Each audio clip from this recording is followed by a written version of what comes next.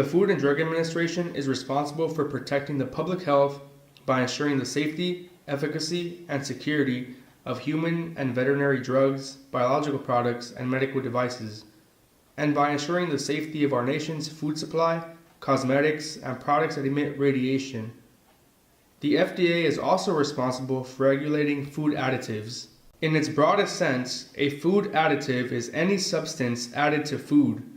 Legally, the term refers to any substance the intended use of which results or may reasonably be expected to result directly or indirectly in its becoming a component or otherwise affecting the characteristics of any food. A nonprofit called the Center for Food Safety filed a lawsuit against the FDA for failure to protect the public from dangerous food additives. CFS claims that for over 15 years, the FDA has allowed food manufacturers to decide whether or not a food additive requires review from the FDA. CFS also added that several potentially harmful food additives have been allowed to be exempt from the FDA. So some of these harmful additives include petroleum-based food coloring, diethylnitrosamine, or amines in general, and aspartame. So let's start with the petroleum-based food coloring.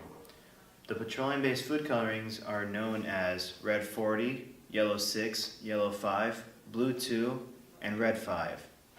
And frankly, a lot of them can be commonly found in various childhood snacks that we all know and love, or knew and love after maybe this video.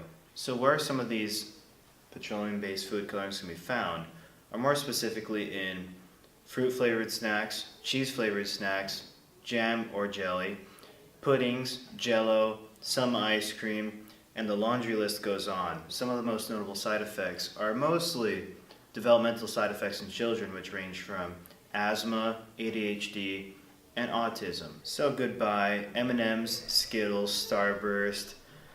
Have I hurt you yet a little bit? Also Cheetos, Flamin' Hot Cheetos, Takis, you name it. So on to our next additive, diethylnitrosamine, or amines in general, which can be typically found in or used in preserving or curing meats, and there is always traces of it in dried or smoked meats as well, which include fish, beef, and bacon. Thought I heard a little bit of a reaction to that last one, but what are you gonna do? So if that didn't add any insult to injury, then it's also found in certain cheeses, non-fat milk, and in beer. In all seriousness though, it may not seem like a laundry list along the lines of the petroleum-based food colorings, but these are among the most commonly consumed products out there, and that's the sad part of it all. Now as for side effects, I'm going to have to get to that one a little bit later, because, and I'll admit, I did leave one out from the petroleum-based food colorings. And now for our final toxic additive allowed by the FDA, aspartame, which is most commonly found in, for the most part, anything diet or sugar-free that you can find on the shelves anywhere. Some of these products that aspartame are more specifically found in are nutritional bars, meal replacements, so any of those shakes that you have to supplement a meal, or including some gums, diet sodas, you name it. Aspartame's in it as long as it's sugar-free. Aspartame is a nasty additive, and it's considered toxic by many other governments in the world.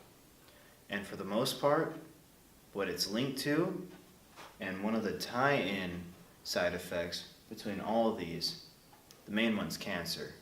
But aspartame alone can also cause many forms of brain degeneration, seizures, lupus, and frankly, a lot of other scary diseases. Now, in regards to the leadership aspect of it all, our Food and Drug Administration allows these three chemicals, not products, chemicals, to be on shelves everywhere. Whereas whenever you go to anywhere else in the world, especially the EU, Japan, even parts of China, these three chemicals are outlawed because they're all considered toxic to not only the people but even the environment. Now, in regards to the leadership aspect of it all, these three chemicals, and I'm not going to say products, these three chemicals are allowed to be put on shelves everywhere. Whereas if you were to go anywhere else in the developed world, the EU, Japan, China, etc., These are all outlawed for the most part. So what does that say about the FDA? The FDA has gotten a lot of criticism for its process for approving additives. People often hear additives and instantly assume the worst. Yet, food additives perform a variety of functions that people often take for granted. Preservatives help maintain and improve safety and freshness. They help slow down spoilage caused by mold, air, bacteria, fungi, or yeast. They help maintain quality of food and help control contamination that can cause foodborne illnesses. For example, antioxidants prevent oils and fats and foods containing them from becoming rancid or developing an off flavor. They prevent fresh-cut fruits like apples from turning brown. There are a lot of claims that food additives are harmful, when in fact they help maintain or improve nutritional value. Yes, vitamins, minerals, fiber, they are food additives. They are added to many foods to make up for those lacking in a person's diet, for those lost in processing, or simply to enhance the nutritional value. This fortification has helped reduce malnutrition in the United States and worldwide, and all products containing added nutrients must be properly labeled. Additives help improve foods' texture, flavor, and appearance, like spices, natural and artificial flavors are used to enhance foods' flavors. Additives are used to improve foods' texture, flavor, and appearance. Like spices, natural and artificial flavors are used to enhance foods' flavors. Colors are added to improve or maintain foods' appearance. 4 reasons colors may be added are: 1. To offset color loss due to exposure to light, temperature extremes, moisture, and storage conditions. 2. To correct natural variations in color. 3. To enhance colors that occur naturally. 4. To provide color to colorless and fun foods. For example, mint ice cream shouldn't be green, and the meat that you buy every day is full of red dye when meat is actually supposed to be gray. Additives can be eliminated from your diet if you're willing to grow, harvest, grind, cook, and can your own food and accept the increase of spoilage. The FDA's purpose is to ensure the safety of our food supply. They have taken measures to ban harmful additives.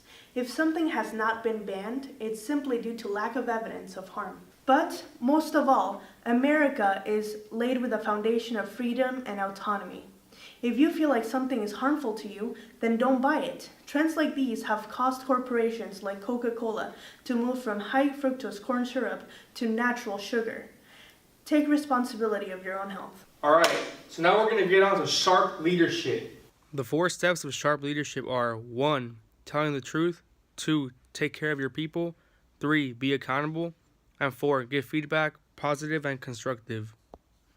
People believe that the FDA is not telling the truth about allowing food additives that are banned in other countries in our nation's food supply. People believe that the FDA is not being transparent in regards to food additives. Some people believe that protecting public health is not the FDA's main interest because the FDA has allowed food additives that are detrimental to our health in our nation's food supply. Because of this, people feel as if the FDA is not taking care of them. The public does not believe that the FDA is holding themselves accountable to their intended purpose of protecting public health. The reason for this is because the FDA allows companies to rate specific food additives, some of which are known carcinogens, as generally recognized as safe with FDA review. The FDA has received feedback from several doctors in regards to food additives and has not acted upon the feedback given. However, the FDA does accept feedback from the public through their website www.fda.gov.